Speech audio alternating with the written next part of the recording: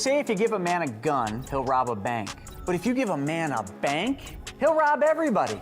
The good news for you is Private Money Club runs solely on peer-to-peer relationships, which means no banks allowed. So finally, there's a community for real estate entrepreneurs where it is truly a win-win solution. This community is a place where you can connect with other lenders and other borrowers, and the end result's massive growth for you. You get to build your real estate empire, and you get to do it solving other people's problems. So if that sounds like a place you want to be, well then join us. Go to privatemoneyclub.com/Kelly. And if you want $500 off, just add the code Kelly500 and I'll knock $500 off the Premier membership. For over 90 years, we've been crash testing our cars in the tireless pursuit of automotive safety. At Volvo, safety's been first since 1927. We've saved millions of lives with the invention of the 3-point seatbelt in 1959. At Volvo, we've made driving safer for you and them. Visit safety.findlayvolvo.com to learn more. Welcome to the Kelly Cardenas podcast, where attitude is everything. On today's show, I'm very excited because I get to have this man in the studio. He's actually a local guy here in Carlsbad, the greatest place on the planet Earth. I want to give a shout out to Mr. Chris Nagel for being a sponsor of the podcast, and Jim DiGiulio with Findlay Volvo Cars of Las Vegas, the mouthful of sponsorships that I say all the time. But the reason why they're sponsors of the podcast, guys, is because of my relationship with both individuals. Chris Nagel has been an incredible man that is helping people with financial literacy and to be able to take your financial life to the next level for generations to come. And with Jim DiGiulio, I started buying cars from him over 10 years ago. And honestly, I don't want to buy a car from anybody else because the service level is on a different plane. I want to thank everybody out there listening, watching, and tuning in, that you guys have helped us to get into the top 1% globally as far as all podcasts. And I want to thank you so much because we have done it with no paid advertisement, no marketing, no nothing, except for every one of you sharing this the episode, sharing, watching, sharing them with your family, which is amazing. So the man on the hot seat that I get a chance to spend time with, I have a personal interest in this man because I got to see in my family the effects that a quarterback mentality would have on business, on relationships, and that is my hero, my brother, Rob Cardenas. This young man, I got a chance to be able to, watch him growing up, and my big brother, always inspired me, and I was always wondering what that little thing was, and that little thing was that quarterback mentality. Now I got a chance to meet Doug when my son he went out to some quarterback training, and one of his friends was getting trained by Doug.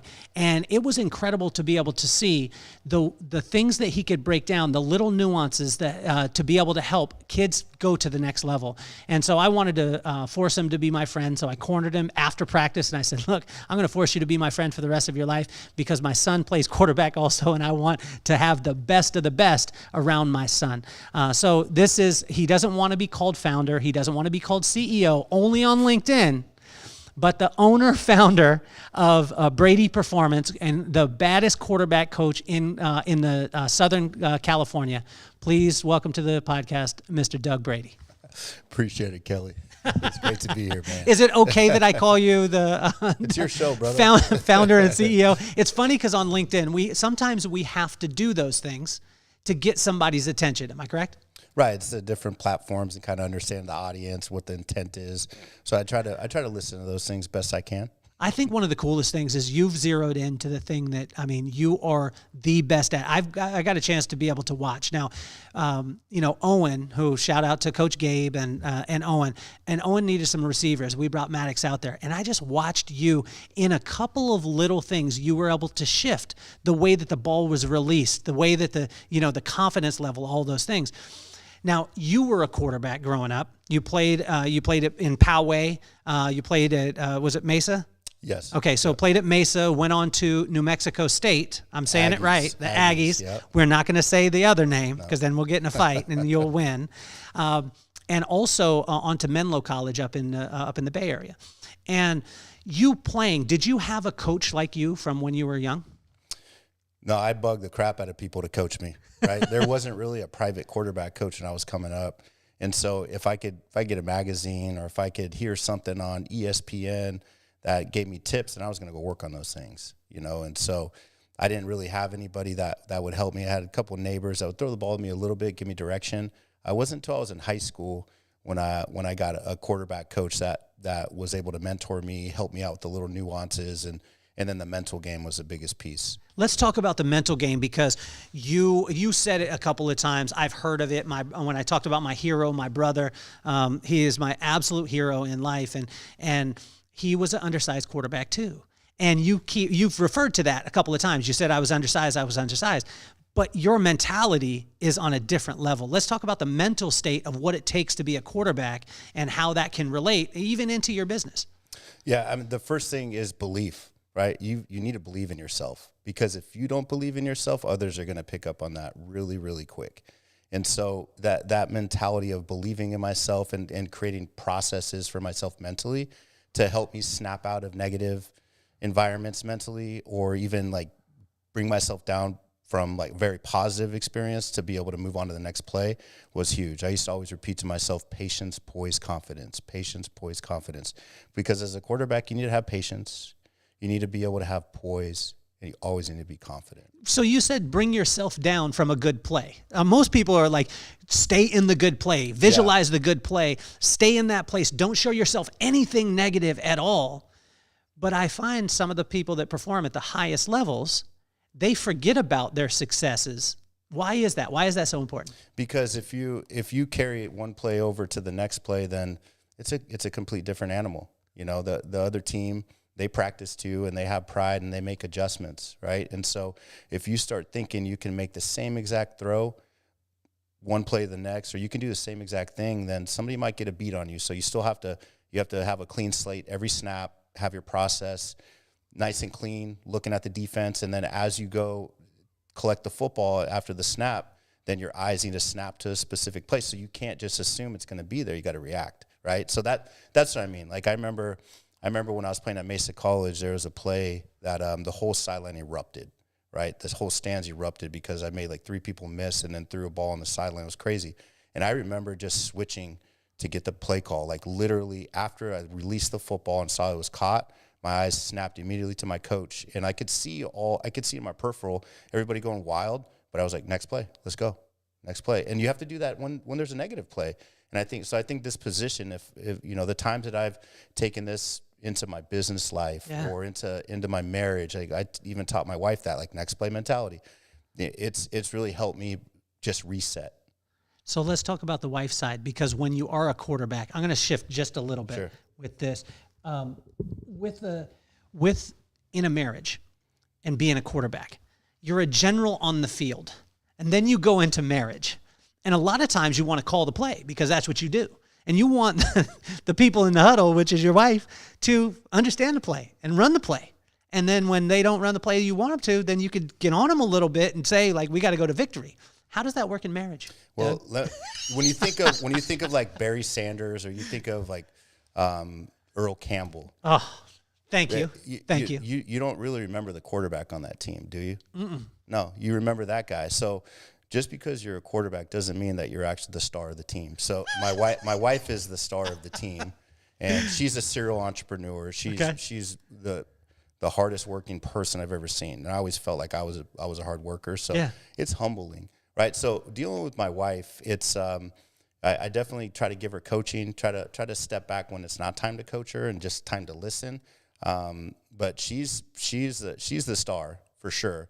And, you know, I'm still a quarterback, but I'm just handing it off to the star. So, and get to throw it every now and then.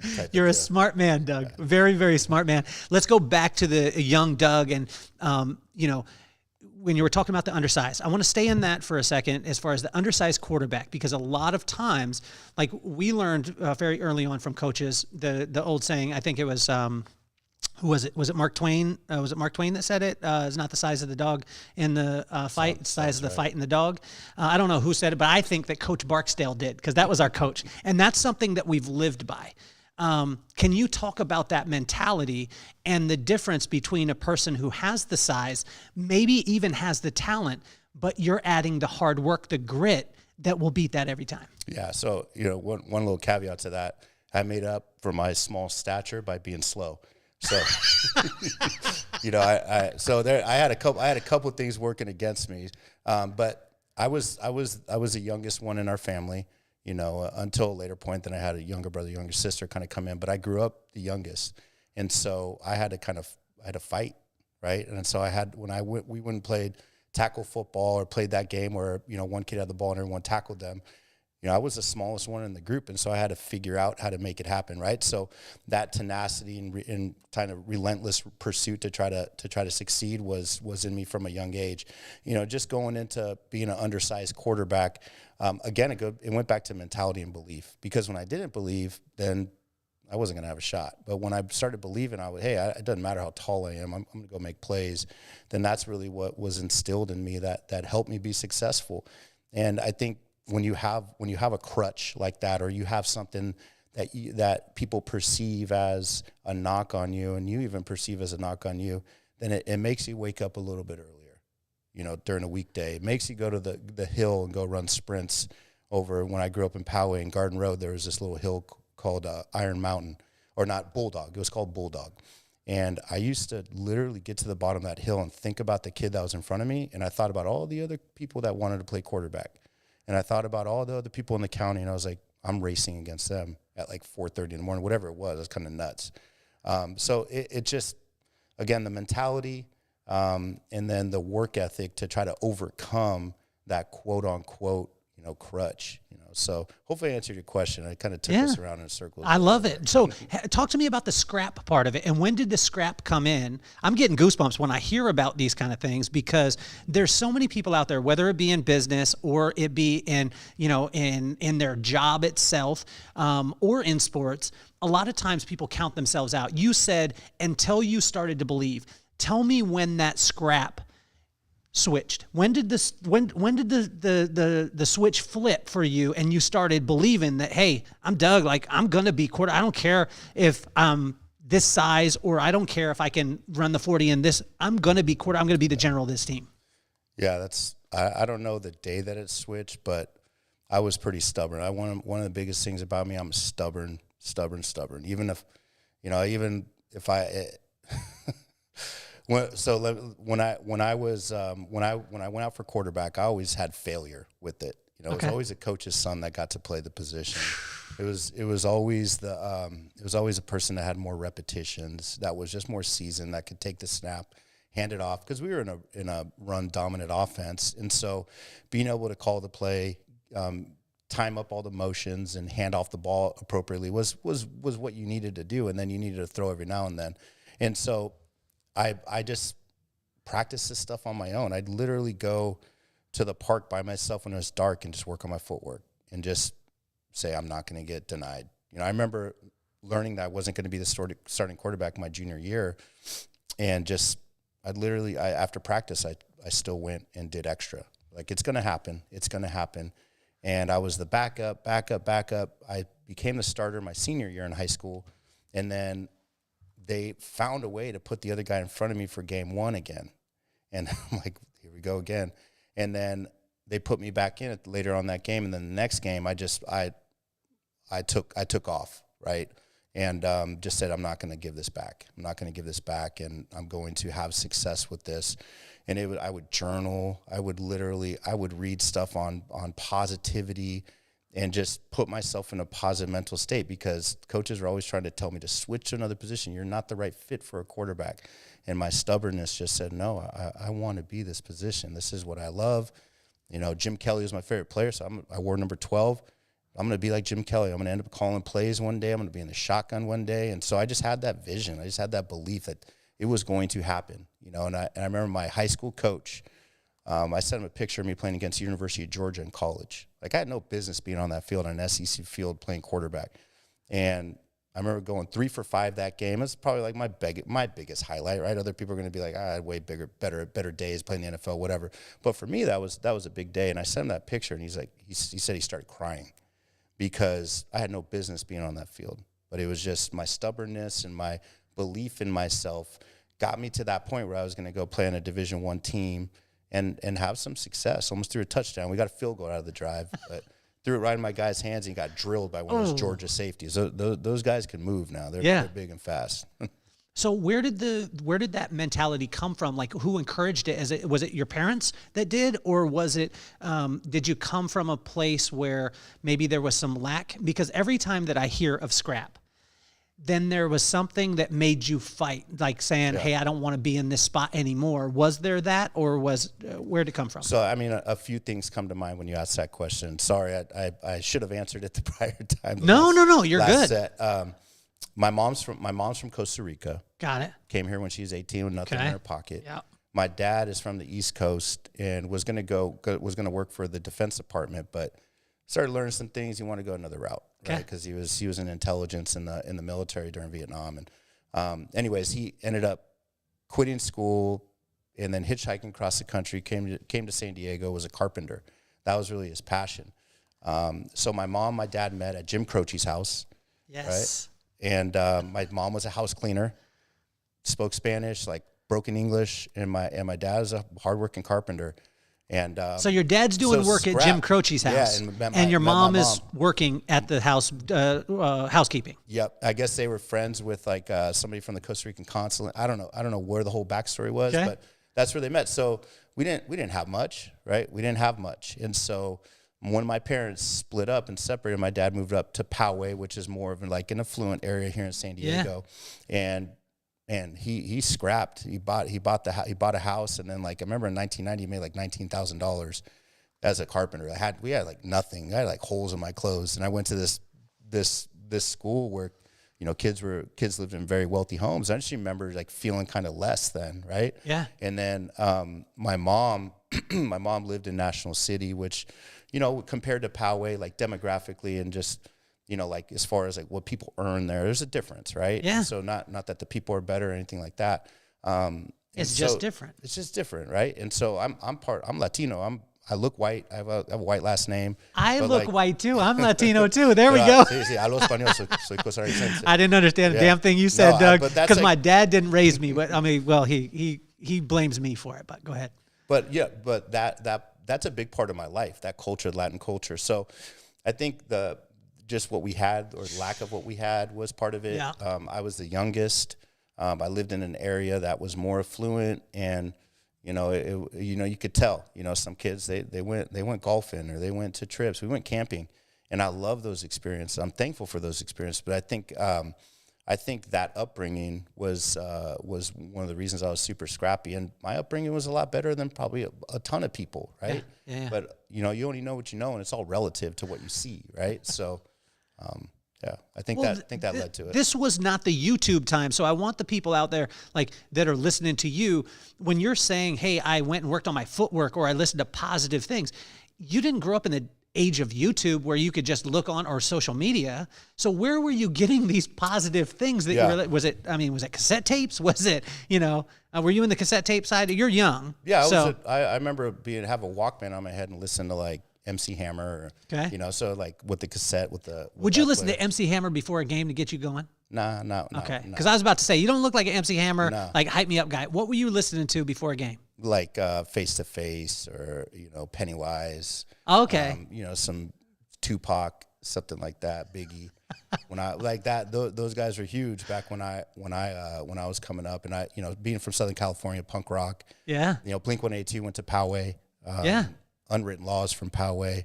And then, the hip hop, I always gravitated to hip hop music and then just Latin music. So yeah. But anyways, what was the original question that you asked? Well, take me to this. I want to stay on the Latin side. I want to stay on the Latin side though for a second, because I was just talking about this the other day. We were up in Park City.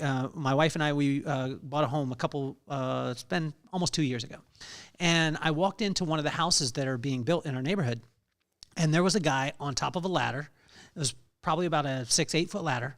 He was on his tippy toes, reaching up. So he was reaching up to about 12, 13 feet, not tied off. Goodness gracious. On the very top side that says, don't stand on this ladder this way, reaching at the top, and he's wiggling, and no one is saying anything. And my dad was in safety, right? My dad was in safety in power plant construction. If my dad would have seen this, he would have shut the whole operation down. But that operation wasn't shut down because it was a Mexican dude that was up there. And I looked around and I realized I looked at it and I said, all this craftsmanship that's so amazing is done by Mexican people. But most of the time, the Mexican people aren't experiencing the craftsmanship that they actually made. And I started to ask myself this, and this was a mentality that my dad told me about a lot of times. In the Mexican culture, it's taught that you work hard and you just put your head down. But sometimes accepting the fact that you can go to another place is the hardest thing in the Mexican culture to accept. And I saw that with myself, where even when I got to a point in life where things started to go well, I was still broke in my mind. Can you talk to that part of it? Because you grew up, I mean, you have these two different neighborhoods that, mom's down in National City, pops is up in Poway, but you're still in these environments where you almost feel like you don't belong. How do you feel during that time? Wow. That's a whole show, kind of trying to unpack that, right? Because you can go so many different ways. Speaking to that, those are paradigms, right, that you're talking about earlier. People get in their paradigms, and it's societal, it's cultural, it's what they've seen, right? If you've never seen anybody in your family or close to run a business or have a ton of success or have a nice home, boats, maybe multiple homes. Congrats on that home, by the way. Then you don't know what to reach for, right? It's like you stay in your lane, you keep your head down based off of what you said. So I think seeing people that are going to benchmark something for you to get to, that's big, because I know Latino people that are very successful financially, run businesses, are very savvy with marketing and understand how to scale and grow businesses, and then you see the people that are hard workers, that bust their butt every day, that wake up, that like have grit, have dirt on their clothes, and in their hands are callous. Like I see it. I sold software to the construction industry, so the safety thing definitely makes. I know what you mean 100%. I'm trying to wrap this up, trying to tie this off here, because it's such a big question. I think it's, obviously seeing people that have had success, that's a big part of it. Whether people are going to try to reach outside their box or their comfort zone, their paradigm, I think that's part of it. Being able to have resources, that's another thing. And there's resources out there, but some people don't know to look for them, right? It's education as well. But what if Doug, what if a person does not have access to, like, I remember I just got to hear a guy speak, Albert Presidio, up in LA, and he said that him and his dad painted houses when he was growing up, and they painted houses in Beverly Hills and in Bel Air, but they didn't live anywhere near there. And they were painting the houses, and Albert asked his dad, why don't you have one of those big houses? Why don't you have that red car, which was a Ferrari in the driveway? And his dad turned to him and said, those aren't for us, son. And then moved on. Yeah. And what about the kid who maybe is in the neighborhood that doesn't see somebody? All they're seeing is maybe through their social media feed or whatever it is. And a lot of times that's just a highlight reel, and it's not real anyway. Where can they get this education? Where can they find mentors like you? Because my son, like, since he's gone out to 3 practices with you, like, he's wanting to run around the block now. He's seeing that his footwork needs to go. He's eating the ice cream cone, which we're going to talk about here in a second. But where can a person find that? Where did you find it? I went to camps. I remember going to camps and just writing down what I learned, and I would go commit myself to go work on those things. So getting exposed to camps, we have a certain list price for our offerings, but if a family ever reaches out to me and says, I'm a single mother of 4, can my son come? Like 100%, like it's on me, right? And so if a family cannot afford the training, I'm not going to turn a kid away that wants to come, right? And so there's plenty of camps and there's plenty of opportunities. Just because they have a list price doesn't mean you can't explain to them what your story is and say, I want my kid to come get some work. People aren't going to turn that kid away. Right. So there's plenty of opportunities there. There's youth groups. I know there's church groups. I was part of church groups when I was a younger kid. Just provided a positive atmosphere. You know, and there's a lot of resources online too. If kids want to learn about how to start saving, how to build a business, how to do XYZ, they can go online, and there's all these resources as well. But if there's any kid in San Diego, any kid in the Imperial Valley or Riverside County, Orange County that wants to come train with us and their families can't afford it, reach out to us. We want to make sure that we take care of those kids, you know. And you know, but one of the big reasons why I started this business was I gained a lot of confidence from playing quarterback. I gained a lot of confidence from being part of a team. And, you know, that confidence helped me after I got out of full-time college coaching, I got into software sales.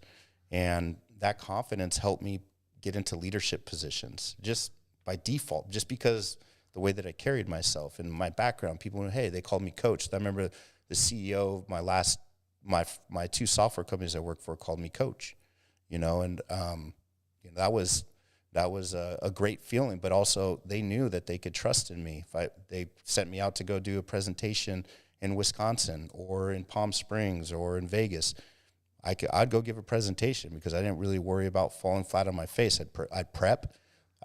I needed a lot more reps giving those presentations, 100%. I think anybody that was a subject matter expert in software, in construction technology and how it all worked, how it flowed, would be able to tell you that. But I gained a lot of confidence because of my time as a quarterback to go into those venues and those environments and go talk to people about, this is how this product's going to help your company save a ton of money. This is going to mitigate a lot of risk for you, you know. And so the training of game planning, the training of looking at my playbook, I just transferred all that and mentally put myself in a competitive environment. Say, hey, I'm just getting ready for Middle Tennessee State here. Getting ready for University of Cincinnati or Mizzou. I'm coaching against them. I'm coaching against, you know, Mission Hills High School. And this is what they do. And I just transferred everything I learned from football to that. So going back to your original question, there are resources out there. There are people willing to help. And there's opportunities for people that want to work. You know, it's hard when you come from an environment where other people aren't doing quote unquote great things, right? Then it's harder to stay up in that mental space because you have people that are just telling you to go back to the status quo, right? And so, yeah, that's a pretty emotional type question when you start asking those types of things, because those are very, very real struggles for people. What hits you, like when you see a kid, because you were the kid waking up at 4 o'clock in the morning and running when maybe you didn't have the resources or whatever it is? What really hits your heart when you see a kid, like, you know, that comes into your programs, that makes you want to give that extra? Because you give extra anyway. The but kids that ask questions, okay. The kids that come up and ask you, "How can I get better? What did you think?" Those are the kids. Those are the people that I would bend over backwards for, that I would give money out of my pocket to. The ones that say, "How can I get better? You know, what you taught me this. Like, what do I need to work on? What do I need to work on more? Can you send me?" You know, I love that. I eat that up because that's who I was. Always inquisitive, always trying to get better. You know, for some people, you get a degree and you reach a certain height in your profession, and you kind of go on autopilot, right? There's people like that. There's people like that, and I've never wanted to be that. I always want to be a lifelong learner. So I respect people that have that same type of mentality. So that's what I'm looking for. I'm looking for the kids that want to work. You know, after each of my sessions, I offer mechanics reviews for the quarterbacks, right? So we film what they do, and I'm just kind of taking inventory on who follows up on that. Right? Who wants to actually see themselves, or who just wants to go out to okay, I checked this off on the list, or who actually wants to try to improve and really think about what's the 1, 2, maybe 3 things I can really focus on my own that's going to help me move the needle. Because, you know, when you're working with these kids, the goal is skill acquisition, right? And we're not all on a linear path for skill acquisition. Some of us learn differently, and for some of us, it's going to click later. You know, but I want to be around people that are hungry to learn, hungry to get feedback, hungry to be coached, because I'm hungry to get coached. I got coached up by my wife this morning. Elisa's my best. Elisa's the head coach. I'm the quarterback. So really, she's not the running back. She's the head coach. You know? So let's dive into some of those nuances. I referred to the eating the ice cream Yeah. This one thing changed my son. Like he was out and, throwing things like that. And you said, eat the ice cream cone, eat the ice cream cone. And he now says to me, eat the ice cream cone. And then he told some other kid, and the kid didn't know the vernacular. Right. And the kid threw the ball and he was like, eat the ice cream cone. And the kid was like, where is the ice cream cone? We're not going to handles. Let's talk about those things. Explain the eat the ice cream cone, because this is massive. And then let's talk about the nuances and maybe a couple of actionable items that a quarterback out there, a kid that's training to want to be a quarterback, can really shift their game. Yeah. So this is just like, if you have a big soup, this is just like one ingredient in the soup, right? Yeah. It's not necessarily the broth, right? But it's like a nice tasting part of the soup. So when the quarterback finishes, they're finishing their throwing motion. Before they finish it, they want to use their opposite side. Just like we run, we have equal and opposite relationships in our body and our limbs, right? And so as a right-handed quarterback, using this off arm to help you create an equal and opposite relationship, and then pulling that off arm back to the midline of your body helps from the ball sailing, helps from the ball going too low or too high, right? It's kind of like a control system, this off arm. And so you put your hand in like near the midline of your body, right underneath your chin, as if you have an ice cream cone there. And it's just a quick way, instead of nerding out on the kids and saying, there's 24 parts of the throw and all these actions are happening, internal, external rotation, abduction, adducts, all these technical terms. Instead of getting that technical, just trying to give them something that they can remember. And if they like karaoke, just say, hey, you got a microphone, you can sing some karaoke instead of an ice cream cone. And I stole that, just like every coach. You try to learn, you try to gather information. I took that from, I think Tom House says it. He's a throwing expert. So, and then other little tidbits. Yeah. Yeah. So take us through, and you don't have to go in. I mean, you can if you want. Take us through these things. When you said nerding out, for us, it's so interesting. Like this is so, because there's so many kids out there that run out in the street, their dad throws the ball with them, and then their dad sees one pass, and they're like, you're going to be a quarterback. Right. But you're saying, like, and I've watched you, like, take us from the feet, take us to the legs, take us to the waist, take us to the shoulders, take us to eating the ice cream cone, and the ball actually being in the receiver's hand. Yeah, so there's a sequence, okay, an order of operation. Let's go. Right, you first want to have a good base. You want your feet just outside of your hips. Okay. Right, as a thrower, you want the football to rest, anywhere like on that back pec. It could be a little bit lower, it could be a little bit higher, but I don't want it down at the waist. I want it right there. I call it the shelf, right? It's like you're getting a cereal bowl in the morning. Just pick up the cereal bowl, take it off the shelf. The ball's right there, just like a shelf, right? Got it. You want your chin on your shoulder, eyes at the target. You have a good base there. Call that profile position. All right, passing profile position. Once you initiate the throw in motion, you load up on that back leg. The front foot is going to lift off the ground and connect to the ground fast. You don't want that front foot to go beyond the length of your foot, right? So if you have 11-inch feet, you don't want it to go past 11 inches. I even teach to have that foot strike a little bit shorter, okay, right?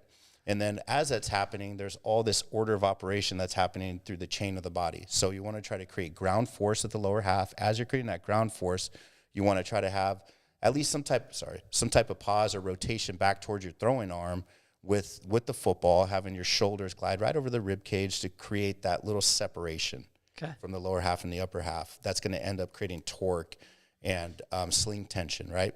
And as you go through the order of the throw, you're going to pull this left arm away from the midline of the body. The right arm is if you're a right-handed quarterback, and then you're going to bring it back. Both arms are going to go back to the midline of the body. Your head's going to remain still. You're going to finish ice cream cone in good position. Some people teach what I teach. Other people might be breaking it down and saying, this guy doesn't know what he's talking about, if they're real biomechanics experts, which is fine. It's all good. But I teach ankle bone high heel away on the finish with the back foot, and then the hip hallway. Just like we have a hallway here, I tell the kids, it's as if you're throwing right down a hallway in your house. You can't miss too wide, or you're going to skip it off the wall. If you go too high, it's going to go off the ceiling. If they get the point. So you create a hip hallway at the finish, and you want to try to keep your head still. And I even talk about, like, hey, you got a bowl of Cheetos on the top of your head. So try to use food. Probably not the best food choices, not like greens or vegetables. We're in North County. We're in North County, so you should say kale. But I grew up in Lompoc, California, so we could talk about Cheetos, we could talk about Twinkies and Mountain Dew. We could do whatever. So I just try to give them those little cues that I've learned from other people. Okay. I can get a little too nerdy sometimes and way too much, and then I try to snap out of it and say, okay, what can this kid retain? And then, but my real passion is the X's and O's of the game. Okay. Because I've had to learn all those things as a college quarterback, and then as a coach, being an offensive coordinator, a quarterback coach at the collegiate level. I mean, it's chess out there versus these other teams that have some exotic looks and all that. So that's what excites me the most. Being able to try to problem solve at the line of scrimmage and teach them an organized thought process, and teach them, hey, here's the run fitter. Here's what, even the run game. I try to teach them that, because if they understand that, then they can understand how play action can really destroy a defense. If you could run the football or at least show the defense you're willing to run it, you can make a lot of hay in the play action game. So probably got way too technical there. No, but, that's really my passion, the schematics part of it. There's other people that are super qualified as throwing experts. I come from more of the old school, but I've paid for courses on biomechanics. I buy books. I try to nerd out on it every day a little bit, right? And just so I can be dangerous enough. So if I'm ever hanging out with the biomechanics expert, I know what they're talking about a little bit. But like my wife says, she's a psychologist. She's like, Doug, I'm very interested in the brain, but I'm not going to go back to school and become a neuroscience expert. I'm like, you know what I mean? It's like, you could try to be an expert in everything, but master, jack of all trades, master of none. I don't want to be that. So talk to me there too, because your mentality, right? You've done it. You've scrapped, and you've done these things at a high level. It's amazing the way that you connect with kids too. I appreciate like that. You have such a incredible demeanor that you're strong enough on the kids, when you tell them, they know and they need to move. And when they move, every time they see a difference. I've never seen a coach do that. I've seen them give a piece of advice. The kid does it, and the kid's like, well, that didn't work. But every time that you shift them, but you get their attention, and then you shift them that way. Let's talk about, I asked you before we started recording, about being in affluent areas with having 60,000 coaches at 2 years old. And grooming your kid to eat the right cereal, to be the quarterback, because that's what most of the time the dad never was, so they want the kid to be. And then they meet the kid who has scrap. Talk to me about that, because I saw a high school game this last year where the one team had the prettiest uniforms, had everybody, all the crowd was there. They had the greatest position coaches. And then I watched another team come in, and very few people came to the game. Their uniforms were jacked up. But these kids took that team to the woodshed. I see this in life. I see this in business. I see this in sports. Can you talk to us about that type of scenario?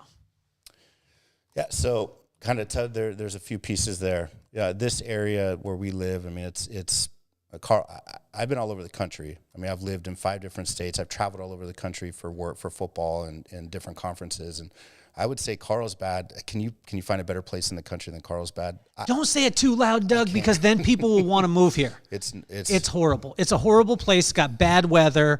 It's just a bad place to be. I'm joking with you. It is honestly heaven. Unreal. It's unbelievable. Yeah.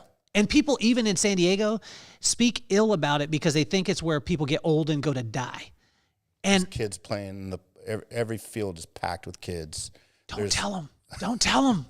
So when dealing with kids that come from families that have resources, there's you always try to determine, like, is this kid driven or is this parent driven? Are they really trying to push their kid? So I always have a call with the parents. If they want to do one-on-one training with me, I want to get to know you. I'm not trying to compete with any other coach. It's not my goal. My goal is to have a personal relationship with your kid and with you, and be able to ask for permission to say, hey, dude, like, to the kid, like, what are we doing out here? Do you really want to be out here? Because I want to have real conversations with people, and I don't want to work with kids that just on the private level. With the group sessions, it's different. They're out there with their friends, like, let's have a good time. But with the private sessions, to me, if you're going to spend dollars on that, like, be invested as the kid. If they're not invested, that's perfectly fine. Go play flag football, Go play video games. Go out to the park and throw. That's perfectly fine. But for me, I want kids that are invested.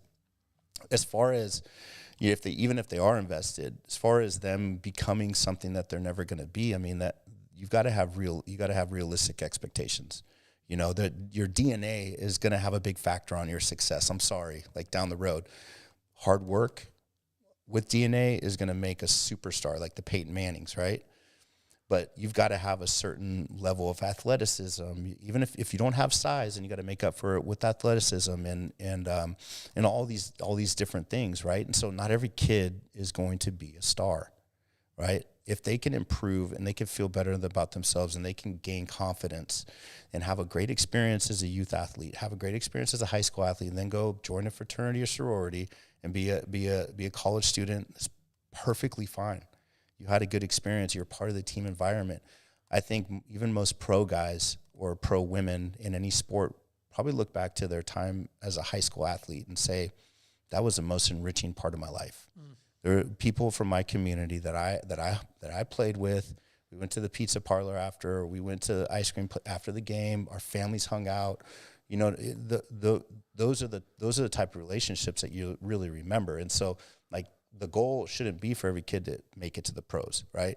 And so what was like some other parts of that question that you wanted to get answered? Well, my friend Will, big shout out to him. He's my best friend since 4th grade. We were talking about it the other day, and we were saying that a lot of times you see people who perform at the highest levels in the NFL or, you know, move on high level college, things like that.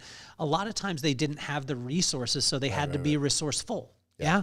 And when you put, you know, I watch somebody technique, and that's the reason why I love the way that you coach, is because you have the techniques, you have these things, but you're teaching the mentality to these kids and that they actually have to play the game. Because I've seen kids, and I grew up with kids like this, that could technique me to death, but would get whooped every single time. Yep. Can you talk about the difference between those? And I think I'm seeing a lot on social. I'm seeing a lot of people put some flashy videos up there of kids doing some crazy things with arm angles. And I'm wondering, like, if I got that kid on the board, would he be able to explain his offense? Would he know, like, the things that really matter during the moment? Does he quit? Right? Like, those are the types of things that I How do you see that? How do you can't see that through the social and the But how do you see that when you're dealing with the kid? When I'm on there with the kid, first of all, like, my process is my process. I wanted to get to know the kid. Yeah. And I want to kind of understand. I asked some discovery questions early with the parent, just like I would if I was going to go try to sell to a $1 billion, you know, electrical contractor on the East Coast. Like, I would do discovery questions, right? Let me learn about your software, let me blah, blah, blah. So I want to learn about the kid ahead of time, so I kind of have an understanding, you know, and if the parents are saying, well, he's a little timid, then you start kind of piecing out, all right, timid bucket, what does that mean? You know, maybe he's a single child, maybe she's, you know, blah, blah, whatever. And you try to determine, like, how are they going to respond, right? And you don't want to put the kid down. I try to understand as much as I can about the kid's psychology before I go make assumptions. So you know, to answer your question on the, like, how can you see if they're going to quit? You could just see if they stop in the middle of a drill, if they get super frustrated, or if they want to end the practice early. You could start to see, or is it a type of kid that's like, hey, I'm going to work through this, and I'm going to finish this workout, and I'm going to have a good attitude. I'm going to look the coach in the eyes, you know, because you could see a lot from how kids respond to the coaching. If they're not comfortable, you know, then probably not going to be comfortable in a competitive environment. Like, I have some parents that say, my kid doesn't like doing a group.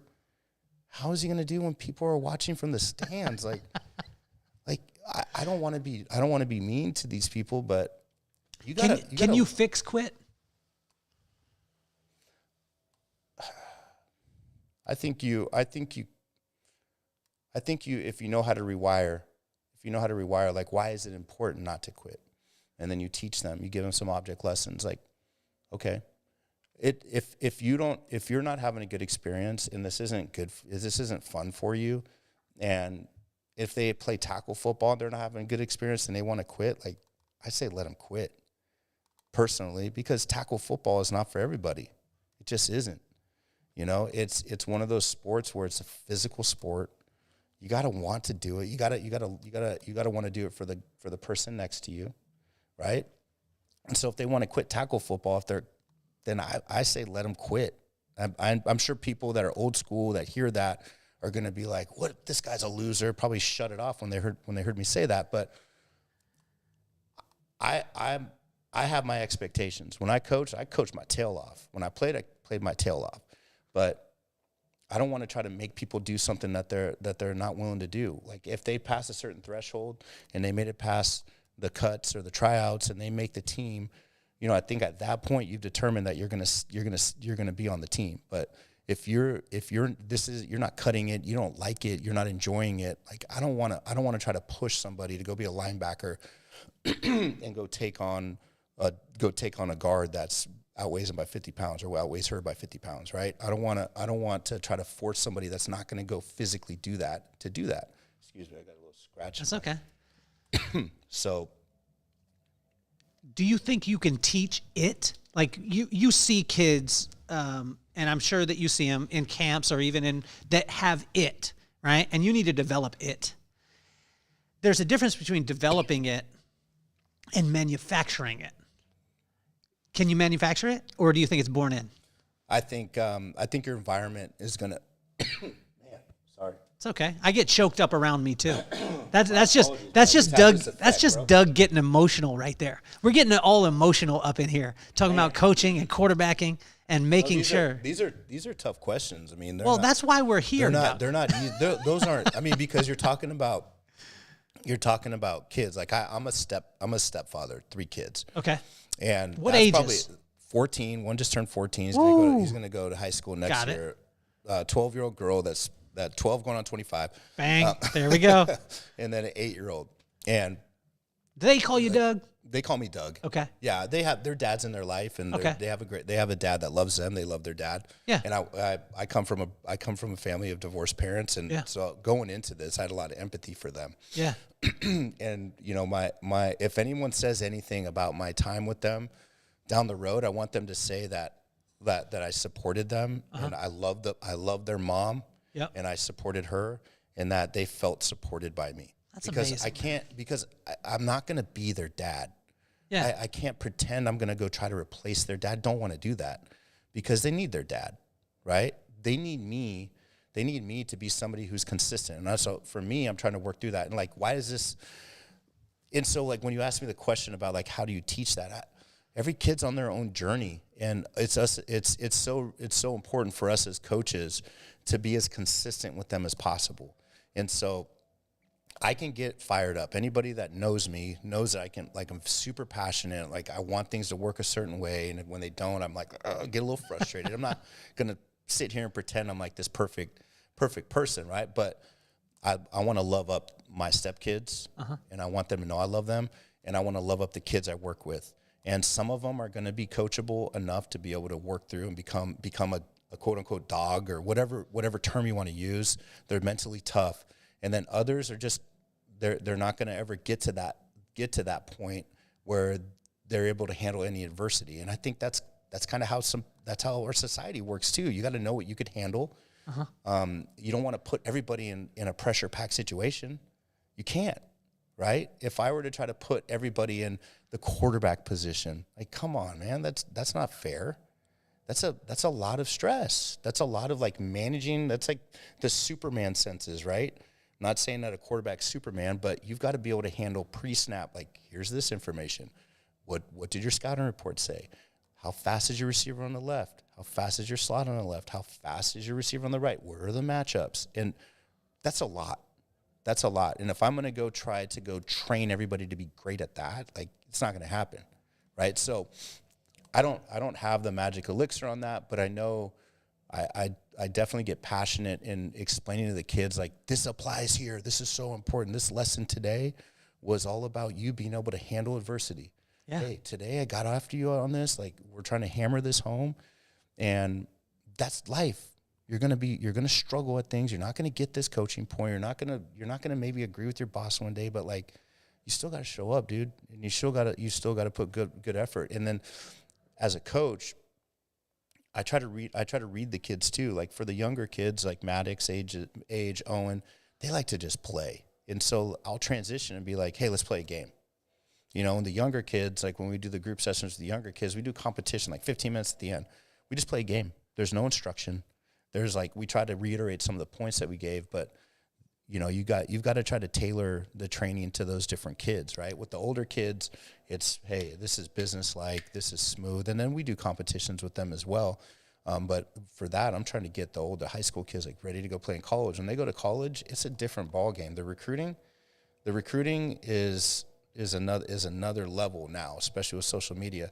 They're going to tell you everything that you want to hear. You go to a college, and once you get there, you're going to go get to know the strength coach.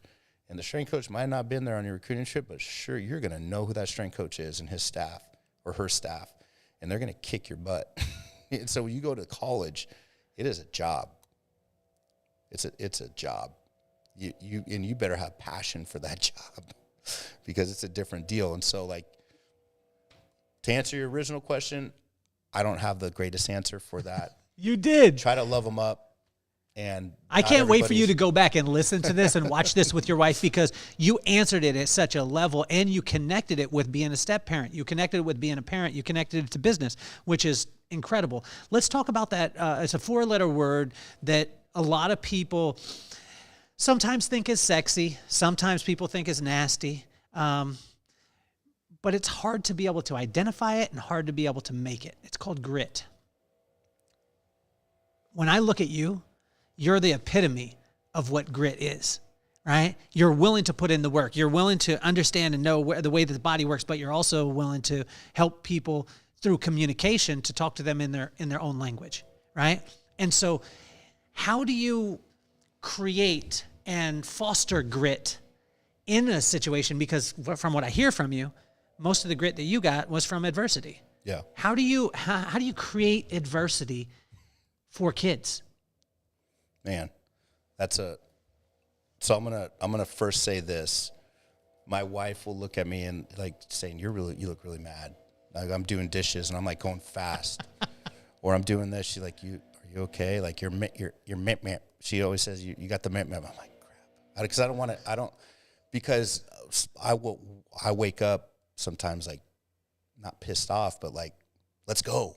Yeah. Like wake up. Like I'm competing today. Like, feet hit the ground. I got to get better. I have my checklist, boom, boom, boom. And so I think that's part of my grit. And for her, I've tried to explain it to her.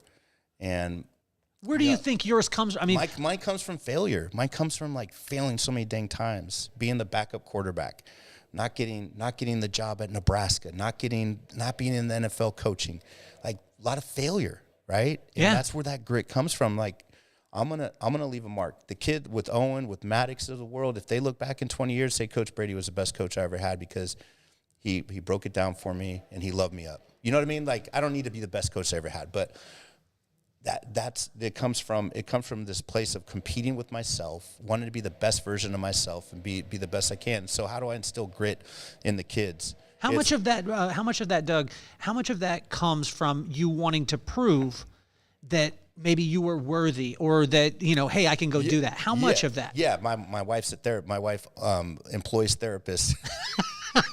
And I married a psychologist. I had never gone to therapy prior to that. Yeah. And I've learned a lot, right? Okay. So there's a lot of root causes, right? And I think of like why people are pissed off at somebody. Like you're probably mad about an argument you had with your wife or something else, and you're really not mad at this person, but like there's as far as like where it comes from. Did you have people telling you? You had the coaches telling you couldn't. Right. How about Pop? Was your Pop encouraging my and dad, telling you like, yo, go for it? My Pops was encouraging. My Pops was never discouraging, but like I love my brother, but like I remember my brother saying I wanted to go out for basketball in 4th grade. He's like, Doug, those kids have been playing since they're in 1st grade, and they're better than you. And I remember taking that, and I'm like, okay, I'm not going to go play basketball. And that was very, like, I get frustrated when I think of that sometimes because I'm like, still go compete. What about growing up? What about growing up brown in a predominantly white area? But I looked white. Yeah. But it's like when my mom would come to the house or come clean, some of my kids. I remember one of the kids like called my mom like the B word, called her that, and No way. Yeah, handled business with that kid. A friend of yours? or a kid that was in the neighborhood? In the neighborhood, like quote unquote friend. And he didn't know that it was your mom? He knew it was my mom. Like Okay. he was trying to talk smack and called her like a racial slur.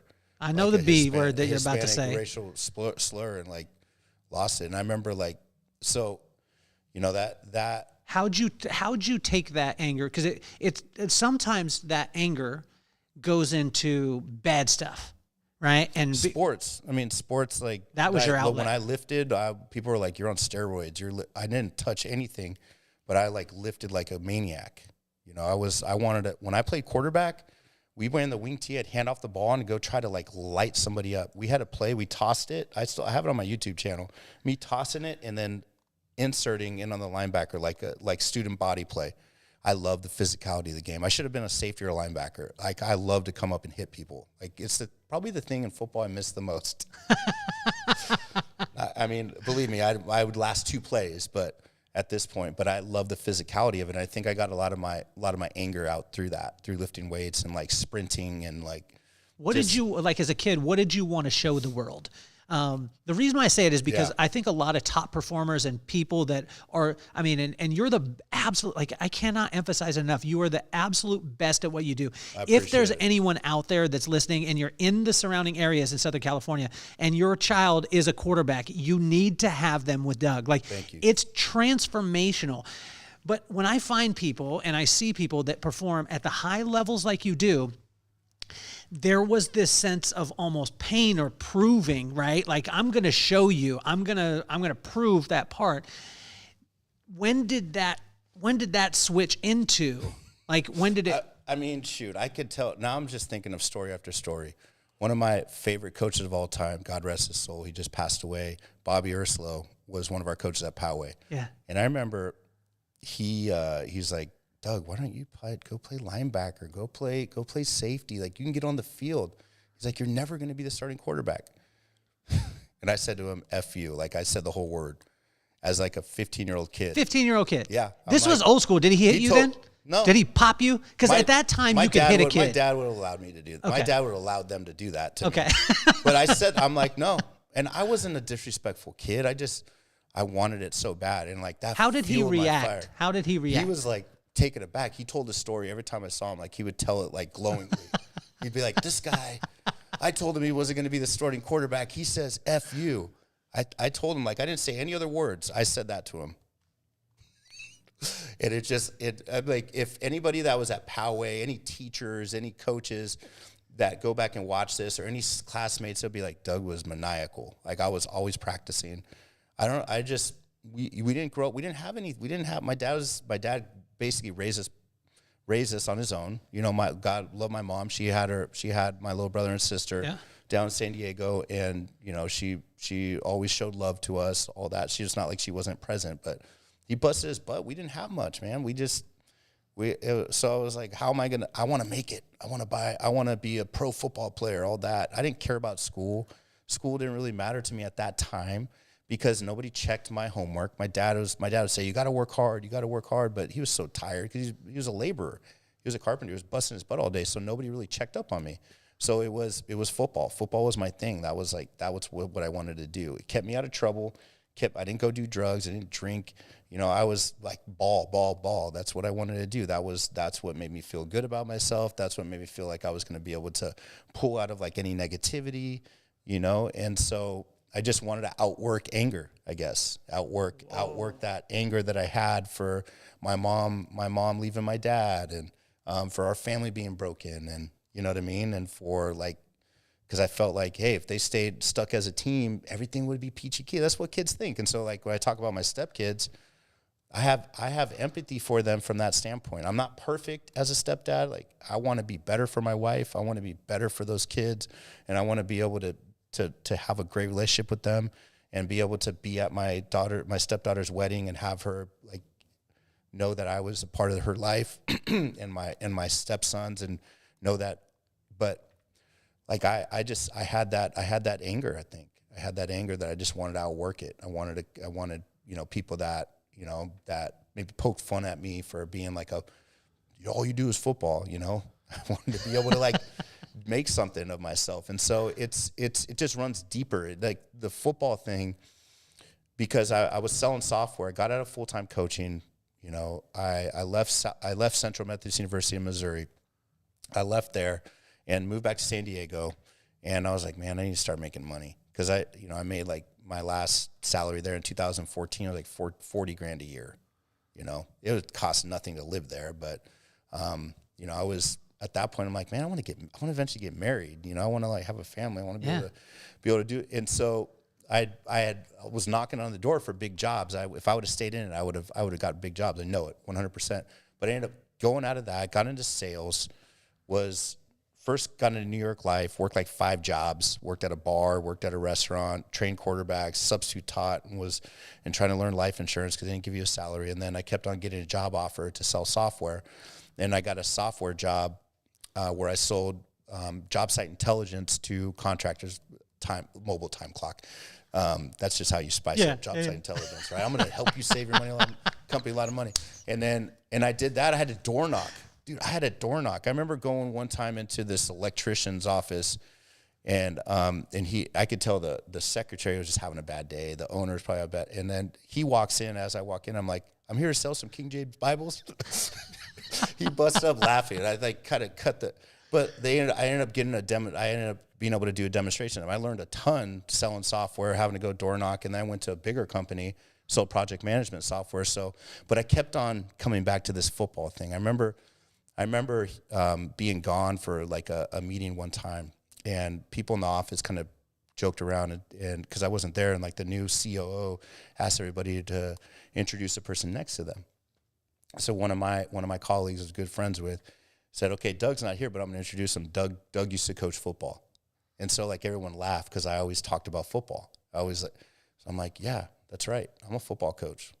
I keep on trying to run from this. I keep on trying to say, do what I need to do to make money and go, you know, try to build it, catch up for all this time lost and all the money you didn't put into retirement, all this stuff.